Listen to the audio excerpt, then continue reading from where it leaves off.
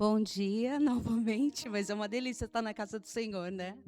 Meu nome é Mari e eu faço parte aqui da equipe de voluntários da igreja. E vamos à liturgia da palavra.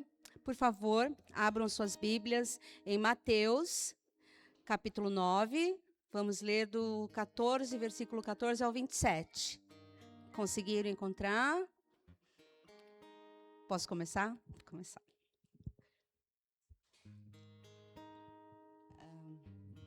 Jesus cura um paralítico. Jesus entrou em um barco, atravessou o mar e foi para a sua cidade. Eis que alguns homens lhe trouxeram um paralítico deitado em uma maca.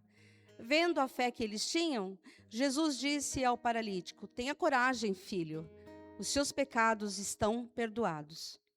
Diante disso, alguns mestres da lei... eu comecei no 1, era do 14. Mas desculpa, pessoal, é só para a gente rir um pouquinho. Peraí, perdão, Senhor.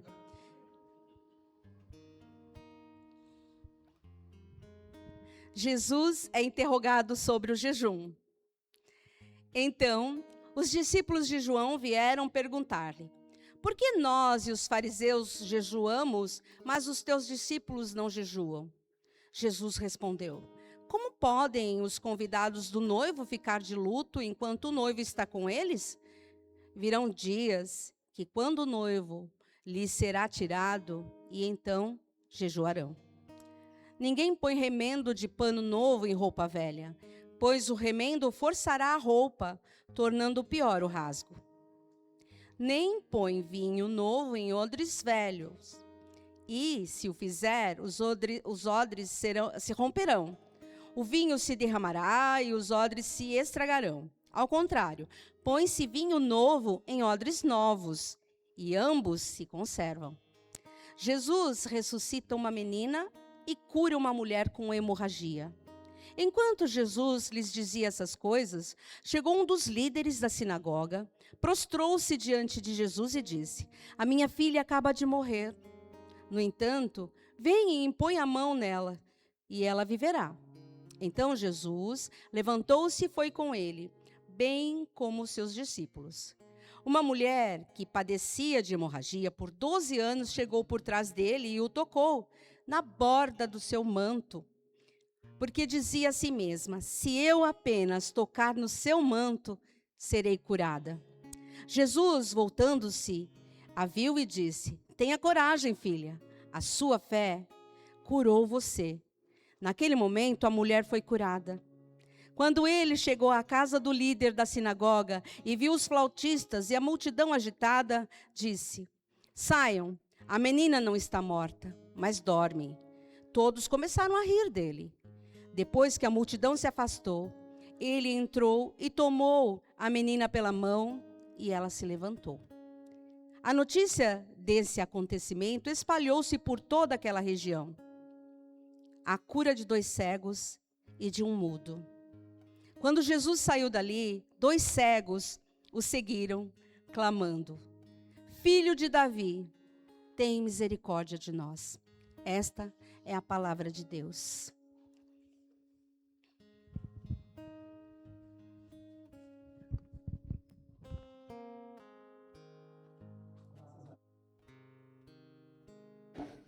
Glória a Deus por Jesus Cristo, por todas as coisas que Ele tem feito em nossas vidas, por essa oportunidade de estarmos aqui hoje para ouvirmos, a palavra do Senhor. Vamos orar, meus irmãos? Pai, nós te glorificamos, te exaltamos por todas as coisas que o Senhor tem feito em nossas vidas, desde ontem no arraial, em que nós estivemos aqui em comunhão, até hoje celebrando o Senhor e agora nesse momento para ouvir a Tua voz.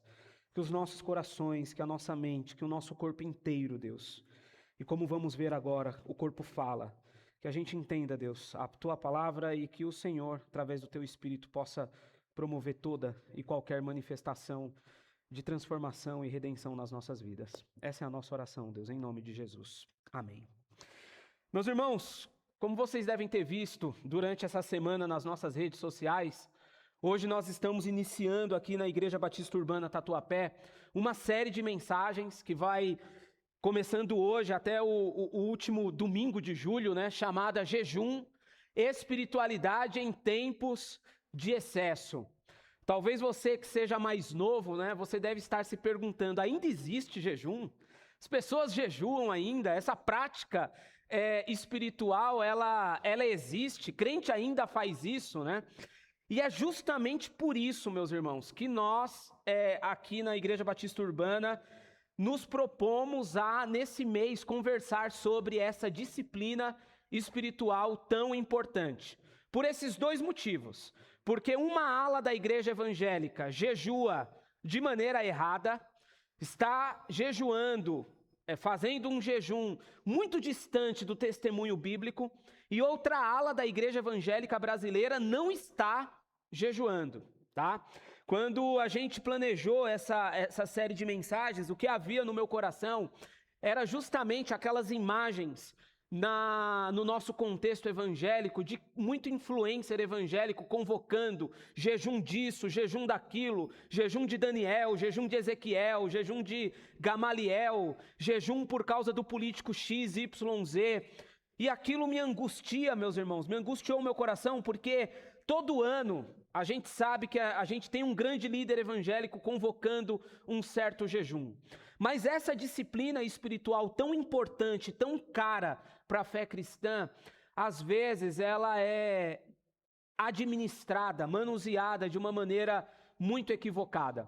E o texto que a Mari leu, principalmente os versos de 14 a 17 de Mateus, capítulo 9, ele talvez seja aquilo que a gente poderia dizer no testemunho sagrado da Bíblia, que é o ponto zero daquilo que a gente entende como jejum. A aula zero, o ponto zero que a gente tem sobre o que seria o jejum e o que Deus entende sobre o jejum, está contido em Mateus, no capítulo 9, dos versos 14 a 17. Talvez em primeiro lugar, meus irmãos, seja importante eu dizer que o jejum, ele não é uma invenção cristã, tá? O jejum, ele já existia no Antigo Oriente Próximo, em várias culturas, em vários povos, e a fé cristã, não somente a fé cristã, mas a fé judaica, assimilou o jejum como uma prática espiritual, como uma disciplina espiritual, e Deus, ele deu ordens ou orientações muito expressas, muito claras a respeito do jejum. Mas antes da gente tratar desse texto, que é o ponto zero do jejum, eu gostaria de trabalhar algumas definições para vocês, daquilo que a gente vai entender sobre o que é jejum, tá? Para que vocês, a gente vá já preparado para o texto de Mateus no capítulo 9. Eu gostaria de definir jejum hoje, meus irmãos, como a expressão física da nossa ânsia e dependência por Deus diante da crueza da vida. Isso é jejum. Jejum é a expressão física do nosso corpo, dizendo, eu preciso de Deus, eu dependo de Deus, diante de uma vida que é crua, que é cruel, que é dolorosa, que é complicada, tá? John Piper, por exemplo, vai dizer que jejum é fome de Deus, e jejum envolve o corpo inteiro, nesse contexto adverso da vida cristã. E Scott McKnight, que é um pastor americano que eu gosto bastante, ele vai trabalhar essa ideia do jejum como uma resposta natural e inevitável de uma pessoa em um momento sagrado e doloroso da vida. Então, quando a gente está em momentos difíceis da nossa vida, o crente que se vê nesses momentos, o corpo dele responde com jejum. A gente vai entender melhor isso quando a gente olha para essa tabela que está aparecendo aí. O que são momentos sagrados para Scott McKnight? São esses momentos difíceis da vida. Morte, dor, violência, ameaça, coisas na vida que a gente sabe que são difíceis. E o crente, a pessoa que está seguindo a Jesus, ela justamente responde em jejum a esses momentos. O corpo dele fala, o corpo dele responde a esses momentos complicados em jejum. O grande problema da igreja evangélica brasileira, meus irmãos, e talvez o nosso grande problema, é que nós não respondemos às ameaças em jejum. O que a gente faz é jejuar para ter resultados. Se eu estou passando por um momento difícil da minha vida e eu quero resultados, o que eu faço? Eu jejuo. Se eu quero uma casa melhor, eu jejuo por uma casa melhor. Se eu quero mais saúde, eu jejuo por saúde. Se eu quero filhos mais obedientes, eu jejuo por filhos obedientes. Mas o testemunho sagrado, ele nos ensina a não jejuar para ter resultados. Ele justamente nos ensina, meus irmãos, a entender o jejum como uma resposta inevitável a um momento doloroso da vida. Quando passamos por um momento doloroso na vida, a gente jejua, porque nesse momento doloroso, o que é que a gente faz? A gente anseia pelo nosso Deus. Nós não ansiamos pelos resultados. Existem 4 perspectivas a respeito do corpo que vão nos ensinar hoje a respeito do jejum nesse texto. Primeira perspectiva é de que às vezes nós olhamos para o corpo como um monstro a ser domado. Visto que somos filhos da queda, originários do pecado do nosso pai Adão, o corpo é sempre esse monstro a ser domado. As nossas volições sexuais, os nossos desejos por consumo, o nosso egocentrismo. A gente sempre olha o corpo com essa perspectiva de um monstro que precisa ser domesticado e domado. Segunda perspectiva a respeito do corpo, meus irmãos, é de que alguns acham que o corpo é essa celebridade a ser glorificada. Basta você ir a uma academia hoje, você vai ver como essa perspectiva ela está tão latente. Ou numa academia ou numa vitrine de um shopping. Os nossos corpos, eles são sempre celebridades a serem glorificadas. Eu custo aí na academia, embora eu precise bastante, porque às vezes, meus irmãos, dá um certo rancinho. Vou confessar um pecado, dá um ranço de ver meninos e meninas, eles malham um pouco, aí eles vão para o espelho da academia, e aí eles vão glorificar justamente aquele resultado do corpo. E isso é uma perspectiva que está evidente no nosso meio. Terceira perspectiva que está evidente é justamente a gente achar que o corpo é um receptáculo do prazer. A gente olha para o nosso corpo e a gente acha que o nosso corpo é o locus do prazer. E se a gente quer viver uma vida feliz e saudável e maravilhosa e bem-sucedida, a gente acha que todo o prazer que a gente vai encontrar em nossas vidas, ela justamente está no nosso corpo. E a última perspectiva que a gente tem a respeito do corpo, meus irmãos, é justamente a gente achar que o corpo ele é uma flor de parede a ser ignorada.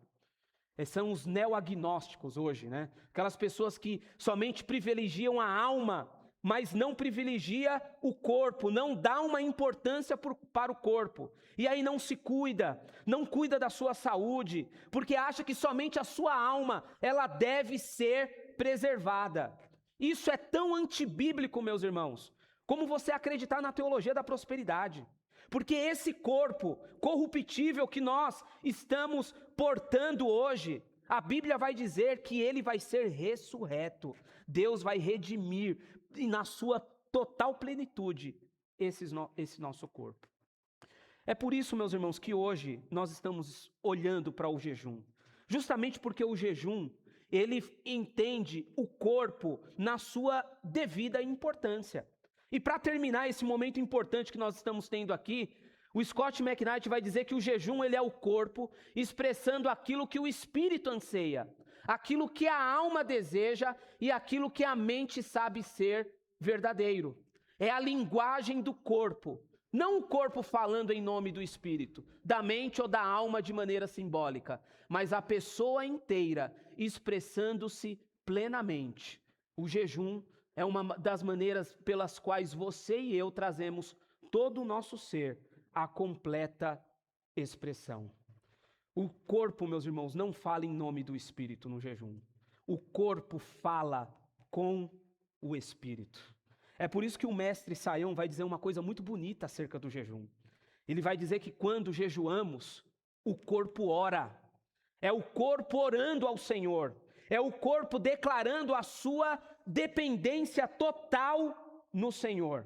E eu gostaria de olhar para esse texto justamente com essas definições aqui que nós vimos acerca do jejum.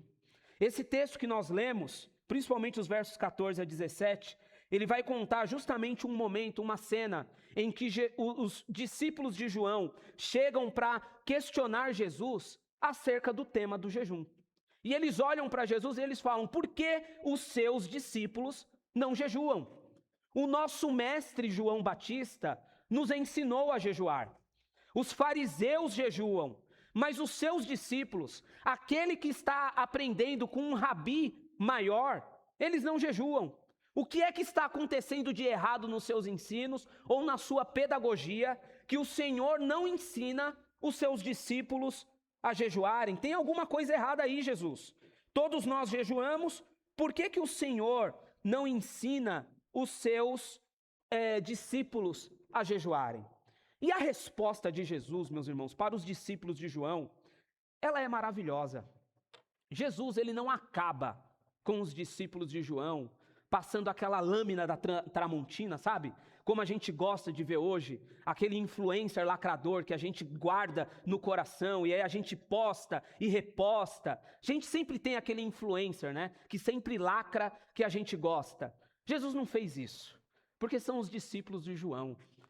São os discípulos do primo dele maravilhoso, aquele que é chamado em Lucas como um amigo do noivo. João Batista é tido como amigo do noivo, e a gente vai entender a profundidade teológica que existe nessa identidade de João Batista. Ele vai olhar para os discípulos de João Batista e ele vai se revelar para os discípulos de João Batista. Porque, meus irmãos, quando nós temos dúvidas acerca da nossa fé e da nossa espiritualidade, quando alguns momentos nós estamos fazendo coisas que nós aparentemente achamos que são corretas, mas essas coisas talvez precisem de uma certa sofisticação, o que Jesus nos ensina não é lacrar. O que Jesus nos ensina é justamente trazer para perto e discipular. O que Jesus está fazendo nesse momento é trazer um discipulado para os discípulos de João, que talvez eles não tiveram com João, ou se tiveram, não entenderam acerca de quem o Senhor é. E como é que o Senhor se revela aos discípulos de João? Ele responde através de 3 parábolas. Primeiro, a parábola do noivo, a parábola do remendo novo e a parábola dos odres novos. Em primeiro lugar, Jesus ele vai olhar para os discípulos de João e vai falar: olha, meus filhos, vocês precisam entender uma coisa. Ninguém jejua quando a gente está perto do noivo.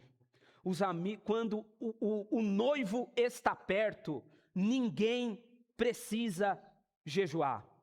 Mas dias virão em que eles vão estar de luto por causa do noivo, e aí sim eles vão jejuar. E quando a gente olha para esse texto, meus irmãos, aparentemente parece que Jesus ele está se revelando para os discípulos de João como o noivo da igreja. E de fato Jesus está fazendo isso. Eu sou o noivo da igreja. Mas Jesus não estava fazendo apenas isso.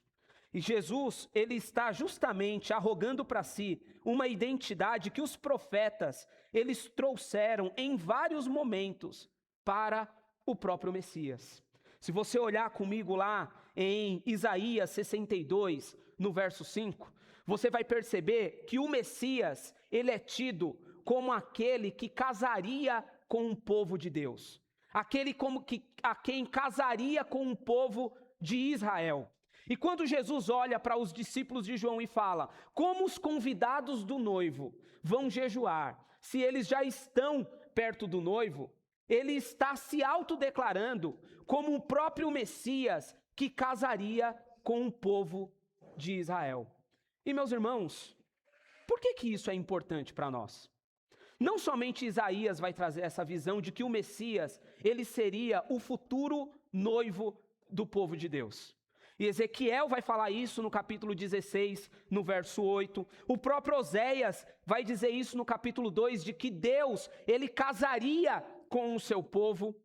Por que isso é muito importante para o testemunho bíblico acerca do jejum? Porque o jejum que era feito no Antigo Testamento era o jejum jejum verdadeiro feito no Antigo Testamento, era um jejum que esperava o Messias. Então, em todos os momentos sagrados em que o povo de Deus sofria e passava por um revés na vida, uma adversidade complicada, o povo respondia, o povo que era sincero, respondia isso em jejum.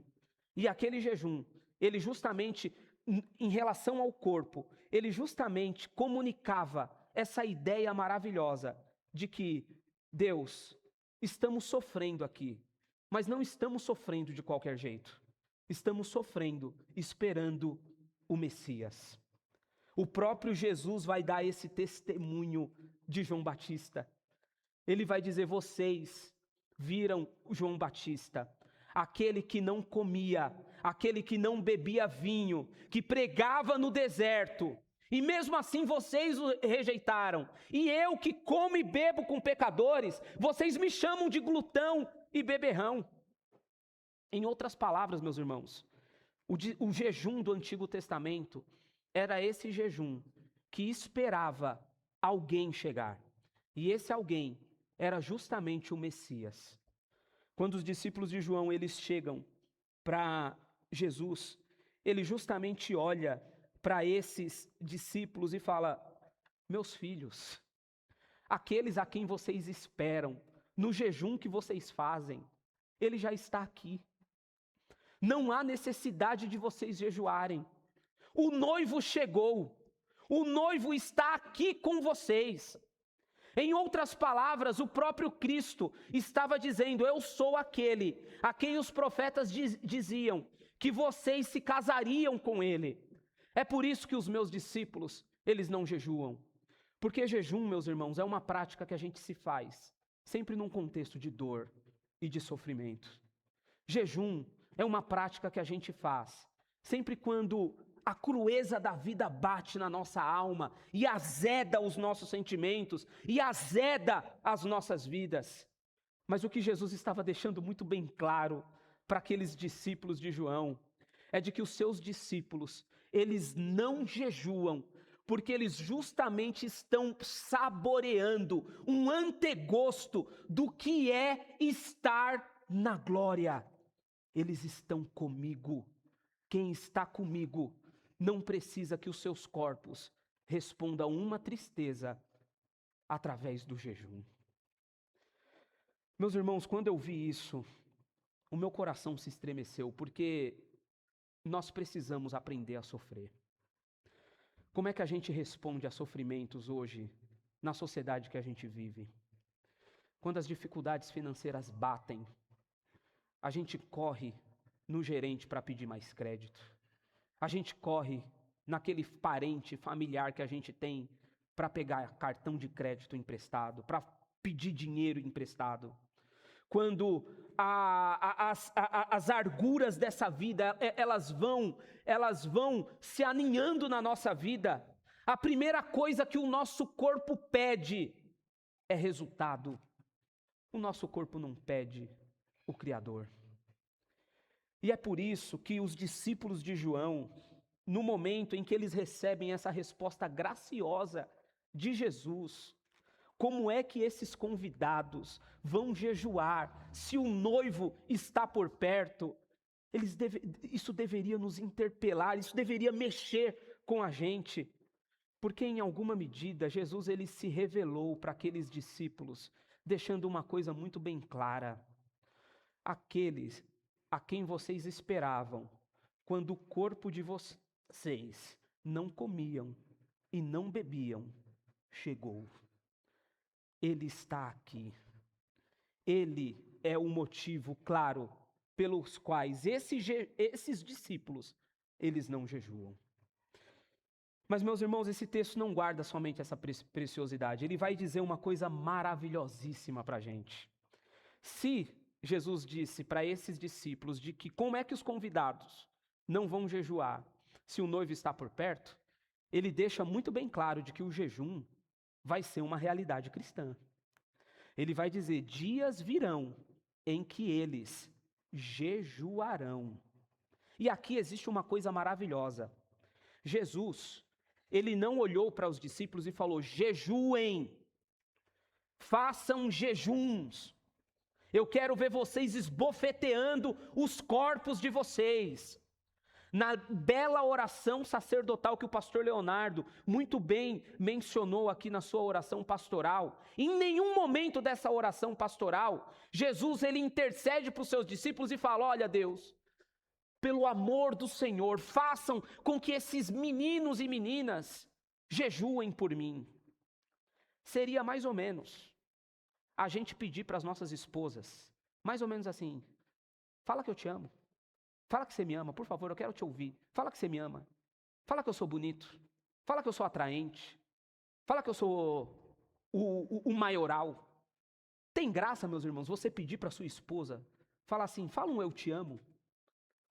Não é mais gostoso quando ela, de maneira espontânea e voluntária, olha para você e fala: eu te amo. É por isso que Jesus não pediu para a gente jejuar. Jesus apenas previu: eles vão jejuar quando o noivo lhe será tirado.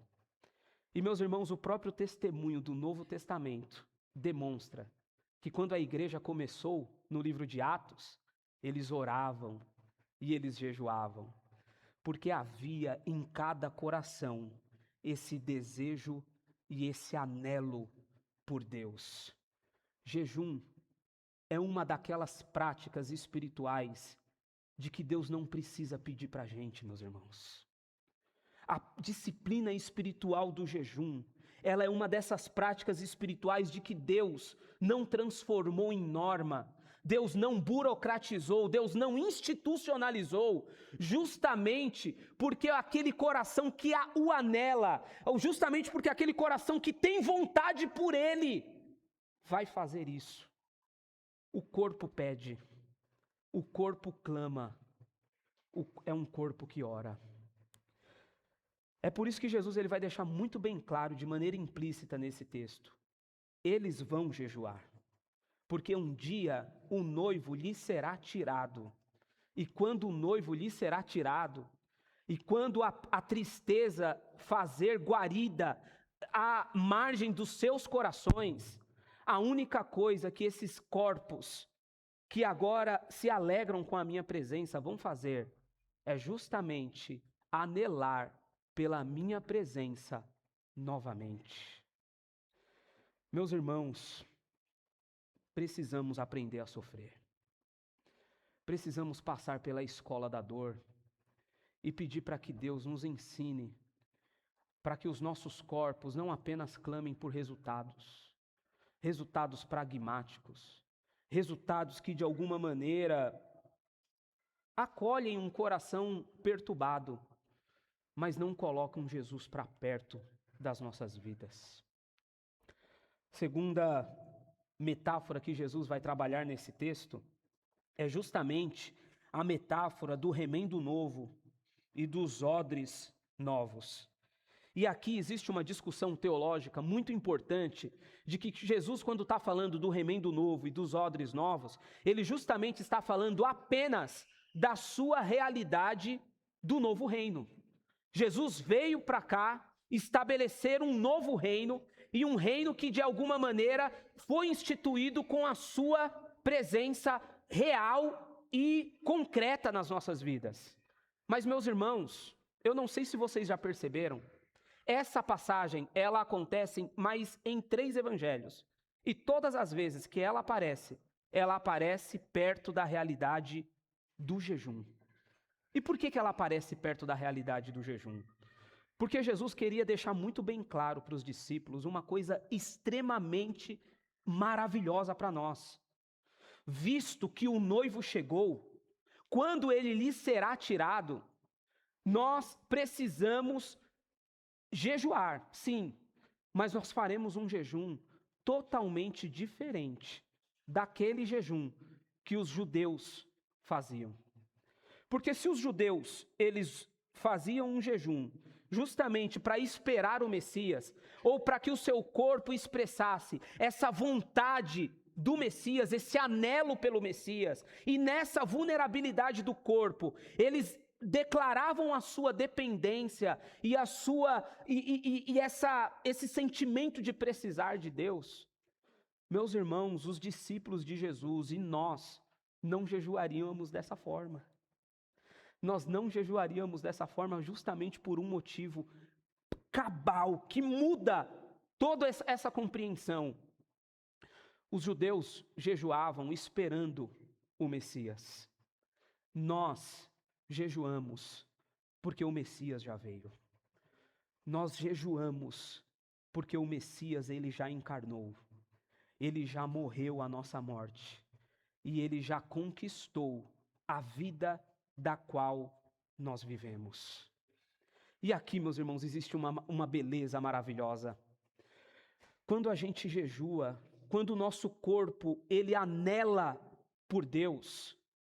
Eu fico com o John Piper nisso, porque John Piper vai dizer que fome de Deus, é essa forma do nosso corpo responder a um momento sagrado doloroso e devotar a sua dependência em Deus, é justamente dizer que nós sentimos mais falta dele do que de uma vida financeira estável. Nós sentimos mais falta dele do que de uma família totalmente bonitinha do comercial da Doriana. Nós sentimos mais falta dele do que de um emprego bom. Nós sentimos mais falta dele do que de qualquer coisa material nessa vida, meus irmãos, que possa trazer para o nosso coração algum tipo de alegria. Quando a gente olha para essa metáfora do remendo novo e das odres novas, o que Jesus está dizendo de uma forma extremamente simples para esses rapazes é de que o reino dele chegou e agora não dá mais para jejuar dessa forma como eles jejuam. Jejum agora não é mais esperando um Messias que viria. Esse Messias já chegou. Esse Messias, ele já morreu a nossa morte e ele viveu a nossa vida. E nós jejuamos agora, justamente esperando aquele grande casamento, da qual o Apocalipse, ele previu e que vai acontecer. Quando o nosso corpo, meus irmãos, ele clama, ele ora e ele pede alguma coisa, principalmente o contexto do jejum, a beleza desse texto é justamente de que nós vamos estar diante de uma escolha, principalmente nós que somos agora batistas, né? Reformados. A escolha de você extremamente institucionalizar a sua vida espiritual, ou você fazer essa oração difícil para Deus. Deus, me ensina a sofrer, porque o que o meu corpo quer não é o Senhor. O meu corpo quer as coisas do Senhor. O meu corpo às vezes é uma celebridade a ser glorificada. O meu corpo às vezes é um monstro a ser domado. Ou o meu corpo só tem sobre mim, só tem de mim um grande desprezo. Eu não cuido do meu corpo. É por isso que precisamos, meus irmãos, aprender com Deus a sofrer. Porque se nós formos extremamente sinceros conosco hoje, o nosso corpo não está pedindo o Senhor.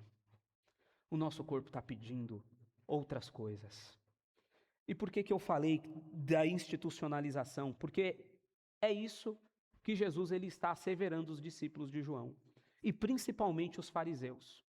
Você vai ver nessa série que os fariseus, quando eles jejuavam, como Mateus 20 ou 18 prevê, eles se reuniam na frente do templo e eles diziam: Jesus, eis-me aqui, olha eu que oro toda semana, que jejuo 2 vezes por semana, olha como eu sou santo, olha como eu te quero. Jesus está justamente dizendo que esse tipo de jejum é odre velho, e remendo e roupa velha, é trapo, não presta. E não dá para colocar a realidade do novo jejum e a realidade do seu reino nesse tipo de trapo. E aí, 2000 anos atrás, a gente chega num século 21, como nós estamos agora, 2026. Será que nós não temos trapos velhos, meus irmãos? Será que na nossa forma de crente de ser, a gente não institucionalizou as nossas disciplinas espirituais? Porque quando a gente quer uma bênção, a gente não falta no culto, né? Quando a gente quer alguma coisa do Senhor, a gente faz devocional, a gente ora, a gente não dá motivo para Deus não dizer não para a gente. E a gente torna as disciplinas espirituais da oração, do jejum, da meditação bíblica, de todas as outras disciplinas, uma forma de manipular Deus.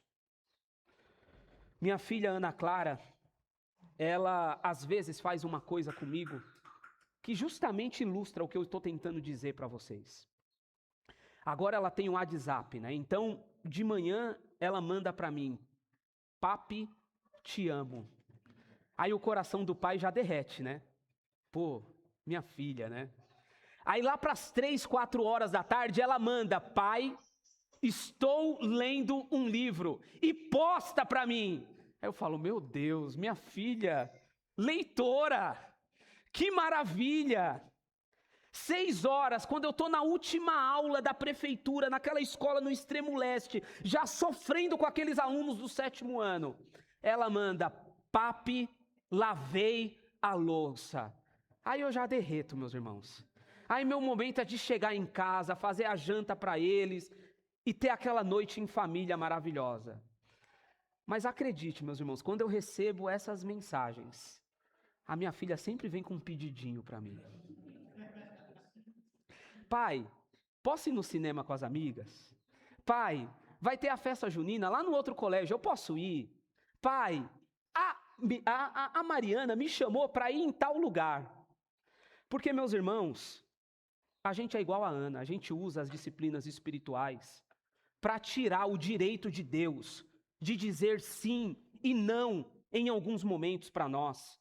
Mas o que o Senhor está nos ensinando nesse texto é que o jejum não é uma forma de nós arrogarmos para nós algum direito sobre Deus.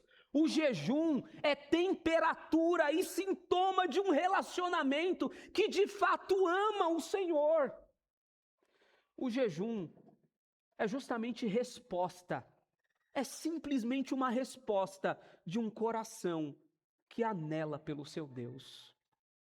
É por isso, meus irmãos, que não dá para colocar esse remendo novo em trajes velhos.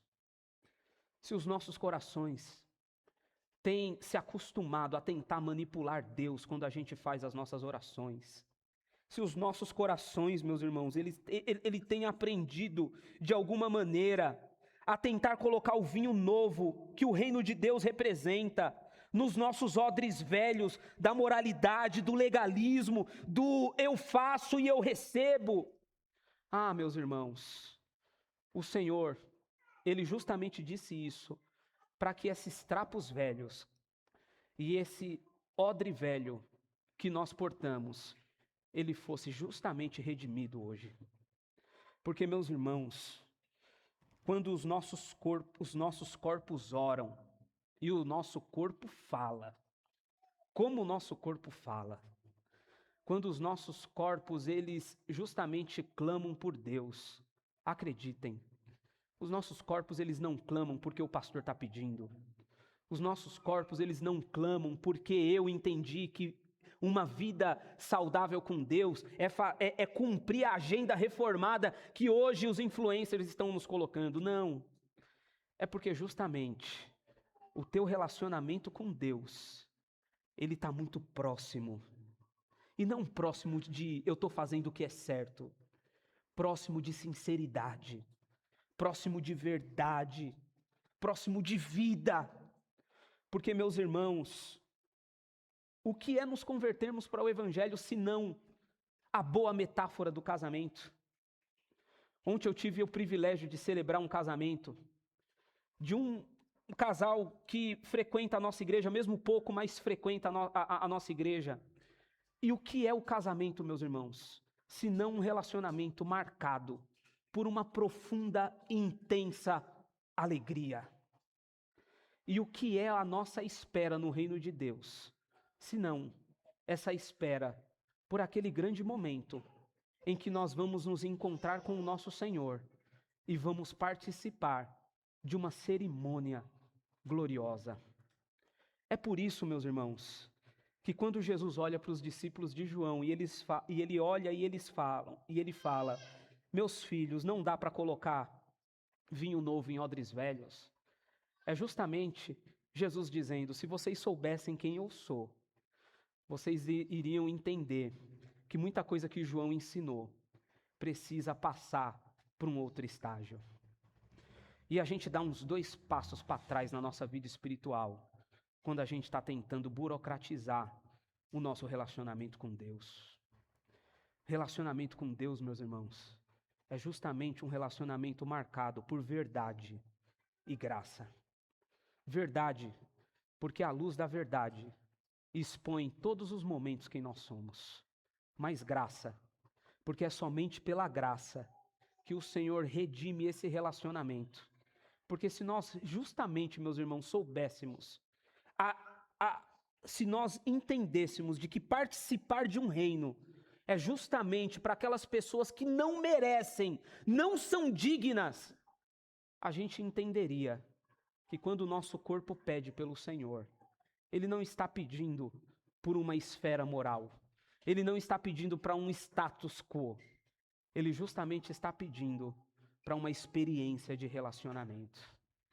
Caminhando para o final, meus irmãos, na inauguração do seu reino, quando Jesus inaugura o seu reino, e ele diz: nesse reino tem remendo novo, vocês vão jejuar porque vocês têm saudade de mim, e vocês vão ter odres novas e o vinho novo, que é o meu reino, a inauguração do meu reino, é justamente essa saudade por mim. A gente fica se perguntando, né? Deus, eu estou tão longe disso. Acreditem, essa foi a oração que eu fiz quando eu estava preparando esse sermão. Senhor, eu não sei mais jejuar. O meu corpo não tem pedido pelo Senhor. O meu corpo tem pedido pelo que os meus filhos podem me entregar, pelo que o meu trabalho pode me entregar, pelo que a minha esposa pode me entregar. O meu corpo não tem pedido o Senhor, Pai. Como é que a gente passa dessa obstrução de um corpo que não pede pelo Senhor para um corpo que começa a anelar pelo Senhor? E eu me lembrei, meus irmãos, dessa mesa aqui. Um corpo que não pede pelo Senhor é um corpo doente, que precisa do remédio que essa mesa justamente proporciona. Porque, meus irmãos, a realidade do reino, ela é paradoxal. Nós estamos sentindo um contentamento insuficiente. Por que um contentamento insuficiente? Porque o Evangelho de Deus, ele nos fez saborear justamente a alegria da salvação. Mas nós estamos presos nesses corpos corruptíveis, nesses corpos que não pedem pelo Senhor.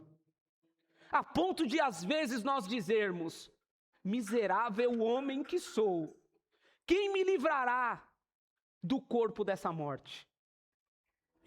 Está aqui, meus irmãos, a redenção para os nossos corpos.